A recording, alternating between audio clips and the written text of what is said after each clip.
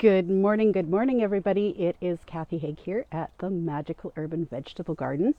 I am out in my still very cold greenhouse, but I feel like it's the time of year to, get out and start digging in the soil again. It's just good for the soul, good for the mind, good for everything, and it is time to get some seeds started. So that is my whole purpose here, is to show you a couple of tips that will make seed starting easier, quicker, and it's going to save you time and energy.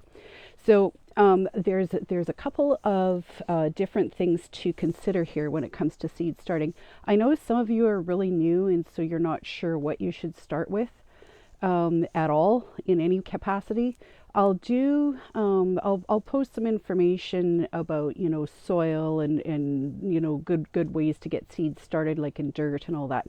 But for this purpose, for the purpose of this is to show you a couple of things that helps make sprouting those seeds easier. If you've done any kind of growing, you know that sometimes maybe seeds just don't sprout. They don't pop up in the soil that you plant. It can take forever. You're wondering if your seed is any good. Sometimes it's not. I have some seed here that I'm wondering about this year because I've had it for, quite a few years, and I'm wondering if it's actually viable anywhere. So there's two types of seeds that you kind of want to consider here. There's your heat-loving seeds and there's your cool weather-loving seeds. Your heat-loving seeds are things like your eggplants and peppers and tomatoes and, hey Paula, good to see you. Tomatoes and cucumbers and all those types of vegetables that love the heat, and they tend to have bigger seeds. So like zucchini squash. I mean, it's not a super heat lover, but it does like it. But you have bigger seeds. So things like tomatoes, if you're wondering, they're not so big, but they have, sometimes they don't come up the way you want. And there's a couple of reasons for that. I'm going to deal with the heat-loving ones first, because this is a big thing.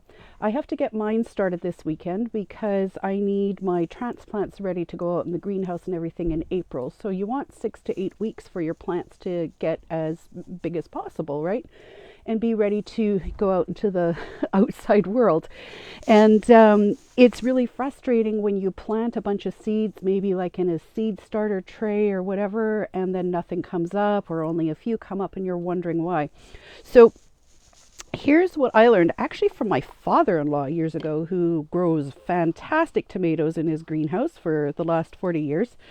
Save all your little containers. Okay, this one was Parmesan cheese. Save all these containers. This is one way to recycle. I'm going to have another Facebook Live at some point about things that we can recycle. But you take a piece of paper towel and put it in the bottom, just fold it up, and you put your seeds kind of in the fold, okay? And cover them up. And you put a little bit of water on. You want it just enough that your paper towel is wet, but when you turn over, it's not actually dripping out, okay? And the thing with your heat-loving plants like your tomatoes and peppers is that they like heat to germinate. They need heat and moisture. They don't actually need light.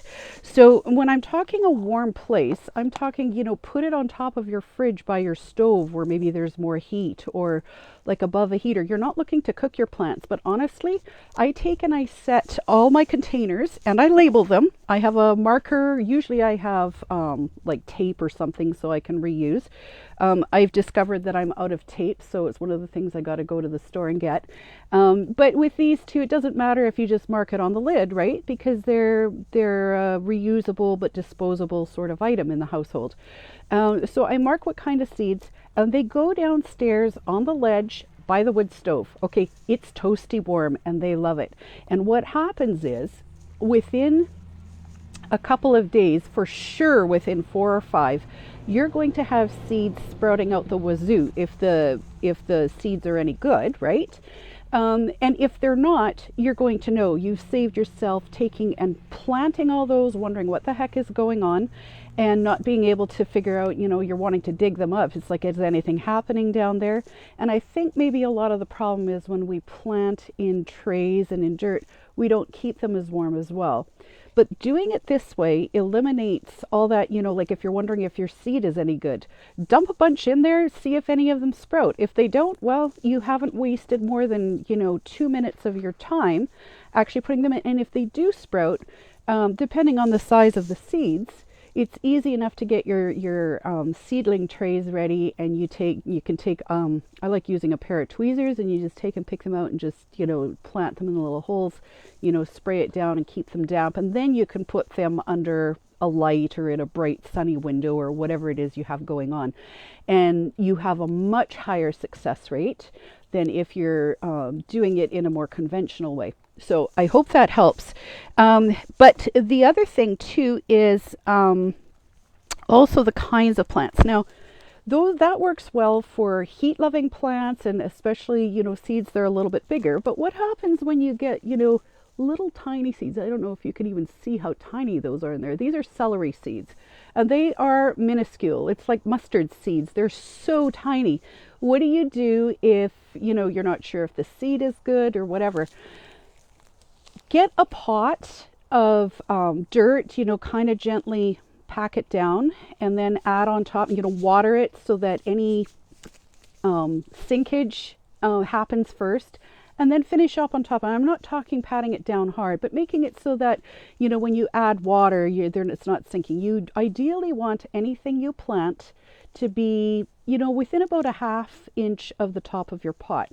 That way it gets good light, and it gets good ventilation as well. This is really important for not having seeds mold, or just not getting the circulation that they need.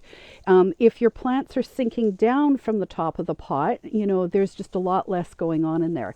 So what I do with these is I'll take one pot or one little area out in the greenhouse, and I'll have it as a nursery thing. So I'll take and sprinkle the seeds on top, because basically what you want to do with these is your damp soil, and you take and just pat them down on top. They're so small, you're never going to be able to take and count them all properly. Just pat them down, maybe give them a very light sprinkling of soil, and spray with a spray bottle. A good spray bottle is one of the handiest things you can have for your garden and plants, and especially when you're starting out with tiny little seeds like this. But the thing is that if you keep them damp and keep them in a cooler place, they're not going to sprout down by the wood stove.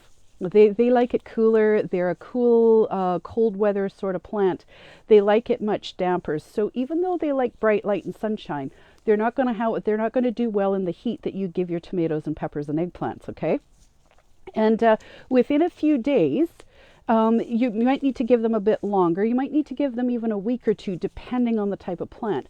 But in that nursery pot, you're going to see if anything starts sprouting and coming up.